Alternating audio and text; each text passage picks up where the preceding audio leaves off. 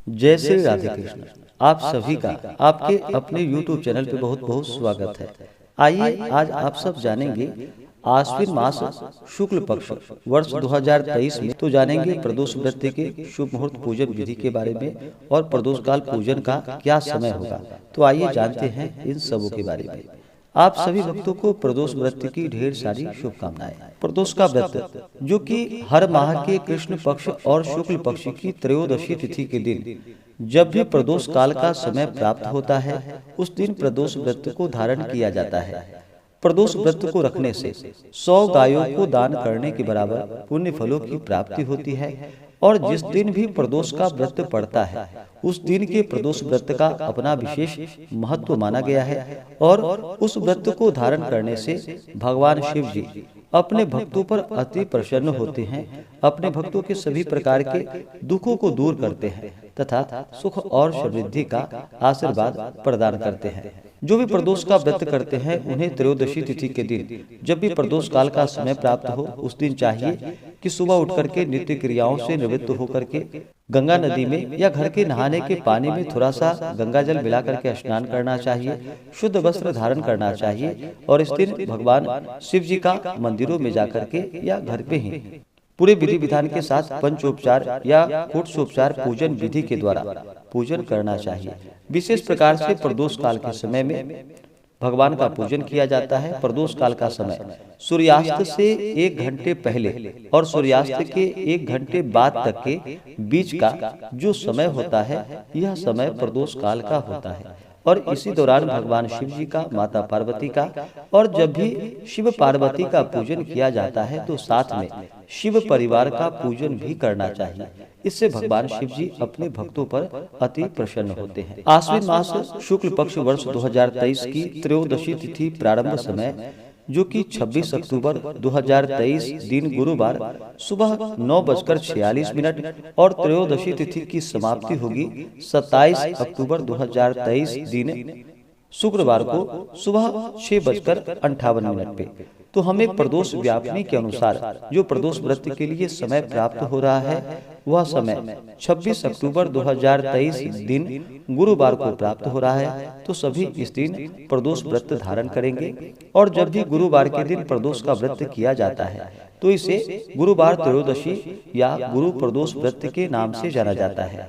इस दिन को व्रत को धारण करने से शत्रुओं पर विजय की प्राप्ति होती है और शत्रुओं का विनाश होता है।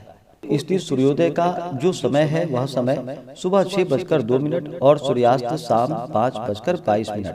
प्रदोष काल पूजन का जो समय होगा इस दिन वह समय शाम 4:22 से शाम 6:22 तक प्रदोष काल का समय है। तो इस दौरान भगवान शिव जी का पूरे विधि विधान के साथ आप चाहें तो घर में पूजन करें या मंदिरों में भगवान का पूजन करें। घर में पूजन करते हैं तो पूजन के लिए एक अच्छा सा जगह ले, उस जगह को अच्छे से पवित्र करके वहाँ पे एक मंडप बना करके 5 रंगों से सजाएं और वहाँ पे भगवान शिव, माता पार्वती का फोटो या प्रतिमा रख करके या भगवान शिव जी का शिवलिंग हो तो अंगूठे की आकार की होनी चाहिए, उससे बड़ी नहीं होनी चाहिए और भगवान का पूरे विधि विधान के साथ पूजन करना चाहिए। इस दिन भगवान शिव जी का जल से अभिषेक करें, पंचामृत से अभिषेक करें, शुद्ध गंगा जल से अभिषेक करें, भगवान को वस्त्र चढ़ाएं, यज्ञोपवीत चढ़ाएं, फिर अक्षत, चंदन, पुष्पों की माला अर्पित करें। भगवान शिव जी को बिलपत्र अति प्रिय होता है और जब भी भगवान शिव जी को बिलपत्र अर्पित करते हैं तो बिलपत्र 3 पत्ते वाला हो, उस पे राम का नाम लिख करके या नमः शिवाय लिख करके भगवान शिव जी को बिलपत्र अर्पित करनी चाहिए। बेलपत्र चढ़ाते समय आप इन मंत्रों का उच्चारण कर सकते हैं। मंत्र त्रिदलम त्रिगुणाकारम त्रिनेत्रम च त्रिधायुधम त्रिजन्म पाप संहारम बिलपत्रम शिवार्पणम।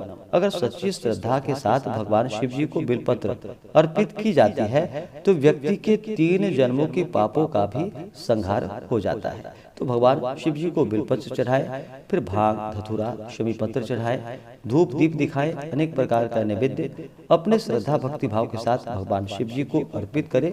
द्रव्य दक्षिणा चढ़ाएं, मुख शुद्धि के लिए पान पत्र, सुपारी लौंग इलायची के साथ में अर्पित करें। उसके बाद प्रदोष व्रत का कथा श्रवण करें, भगवान की आरती करें। इस प्रकार से प्रदोष व्रत को धारण करना चाहिए और भगवान का पूजन करना चाहिए। प्रदोष व्रत में जो कि अन्न ग्रहण नहीं किया जाता है, इस बात का ध्यान रखें। इस दिन आप चाहें तो उपवास रहते हुए व्रत को धारण करें, नहीं तो आप चाहें तो फलाहार करके भी व्रत को धारण कर सकते हैं। और इस व्रत का पारण जो कि अगले दिन जाकर के सूर्योदय होने के बाद इस व्रत का पारण करना चाहिए। जो भी व्रत को धारण करते हैं, व्रत के दौरान शुद्ध और सात्विकता का पालन करना चाहिए, ब्रह्मचर्य का पालन करना चाहिए, व्रती को किसी के ऊपर क्रोध नहीं करनी चाहिए और पूर्ण श्रद्धा के साथ ही भगवान का पूजन करना चाहिए। जब भी भगवान शिव जी का पूजन करते हैं तो ध्यान रखें शिव परिवार का पूजन करें। शिव परिवार में जैसे कि सबसे पहले भगवान गणेश जी का पूजन कर ले, उसके बाद नंदी, श्रृंगी, भृंगी, कीर्तमुख, कुबेर, कार्तिकेय आदि का पूजन करें, सर्प देवता का पूजन करें और फिर भगवान शिव माता पार्वती का पूजन करें। इससे भगवान देवों के देव महादेव अपने भक्तों पर अति प्रसन्न होते हैं और अपने भक्तों के सभी प्रकार के दुखों को दूर कर देते हैं तथा सुख और समृद्धि का आशीर्वाद प्रदान करते हैं। तो आशा करता हूँ कि यह जानकारी आपको अच्छा लगा हो। ऐसे ही ज्ञानवर्धक जानकारियाँ प्राप्त करने के लिए हमारे इस चैनल पे अगर आप नए हैं तो चैनल को लाल बटन दबा करके सब्सक्राइब करें, साथ में बेल आइकन घंटी को दबाएं ताकि मेरे वीडियो का नोटिफिकेशन आपको समय से मिलता रहे।